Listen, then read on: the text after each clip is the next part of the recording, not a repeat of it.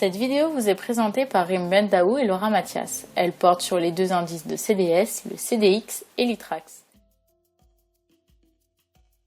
Les opérateurs de marché de dérivés de crédit ont construit des indices permettant de suivre les spreads des CDS. Ce sont des portefeuilles de CDS simples servant d'outils de trading et de baromètre de l'activité du marché des dérivés de crédit.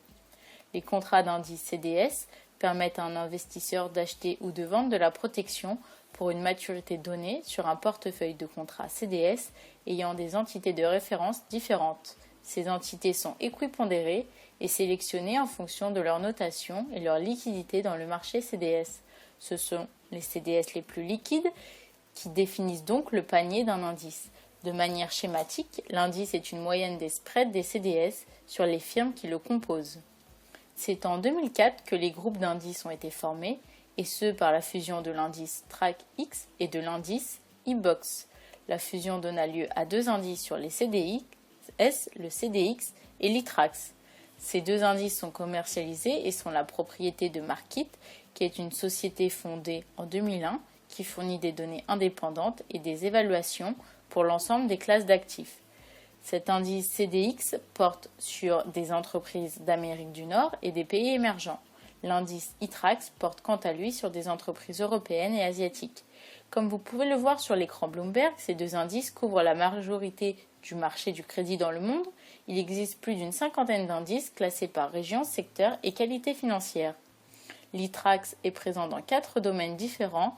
Les indices les plus utilisés sont contenus dans l'Investment Grade, qui est composé de l'ITRAX dit Main, le High Volatility, composé des noms avec les spreads les plus élevés parmi le Main, et le Crossover, composé exclusivement de noms High Yield. Les autres domaines permettent à l'investisseur de cibler de manière spécifique son besoin par secteur d'activité et localisation géographique. Le CDX est présent dans 3 domaines différents, Investment Grade avec le High Volatility, High Yield est composé par note de rating et marché émergent avec notamment l'Amérique latine. Les contrats indiciels sur défaut les plus liquides en termes de volume négocié et d'écart cours vendeur-cours acheteur sont les contrats sur indice CDX-NAIG et ITRAX Europe.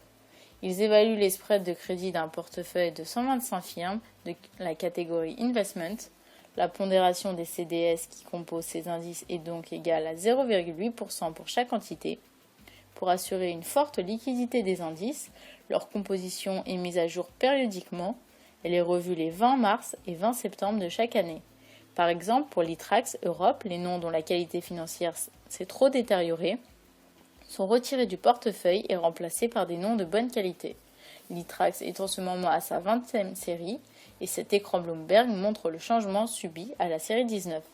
Ces indices ont une durée de vie généralement égale à 6 mois, sauf lorsqu'une entité du panier subit un événement de crédit. Le CDS lié est alors retiré de l'indice.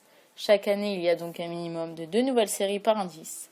Finalement, et en vue d'une politique de standardisation, un marché actif existe pour les maturités 3, 5, 7 et 10 ans.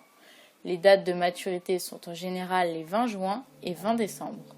Pour aller plus loin, voyons plus en détail les CDX et ITRAX. Et le CDX sont négociés comme des instruments propres sur le marché de gré à gré de façon similaire à une obligation. Ils sont aussi présents dans les marchés organisés, par exemple dans l'Eurex qui a été le premier à les manipuler en mars 2007. Le prix de chaque instrument est déterminé par la dynamique d'offre et de demande et non de façon théorique. Il est en fait une réévaluation de la prime de risque initialement fixée lors du lancement. Ainsi, la valeur de l'indice augmente lorsque la qualité du crédit se détériore et diminue dans le cas contraire. L'écran Bloomberg présente le pricer de l'ITRAX Europe pour un acheteur de protection.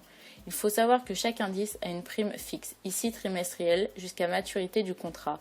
Cette prime est approximativement égale à la prime moyenne des contrats CDS de toutes les entités de référence de l'indice à la date de lancement de cette nouvelle série.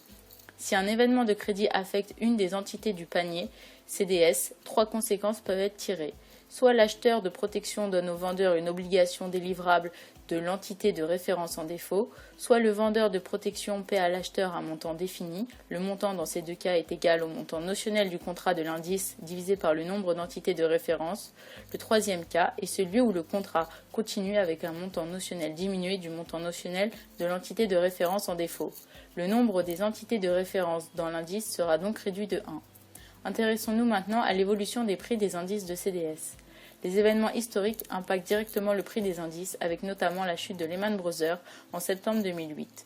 Au printemps 2010, le début de la crise des dettes souveraines européennes a considérablement fait augmenter le prix de l'ITRAX, qui a alors dépassé celui du CDX. À la fin de l'année 2011, la recapitalisation des banques européennes entraîna une hausse du prix de l'ITRAX. L'écart de prix entre les deux indices se creusa davantage. Sur l'écran Bloomberg, nous constatons une corrélation positive entre ces deux indices. Lorsqu'un indice augmente, l'autre fait de même, et inversement lors d'une baisse.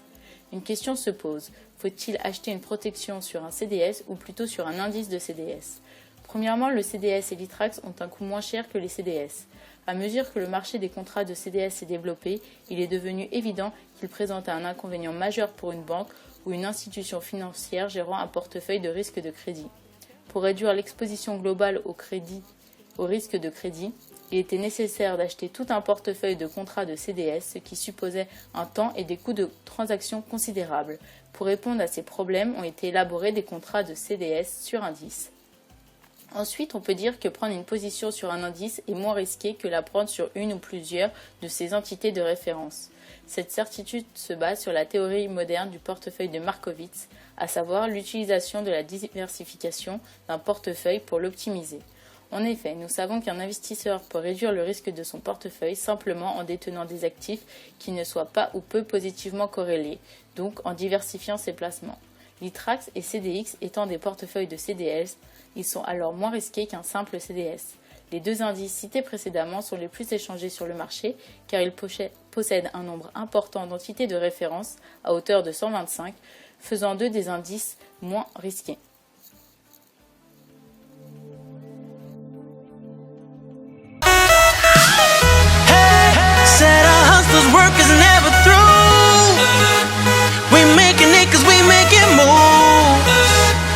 The only thing we know how to do. Said it's the only thing we know how to do.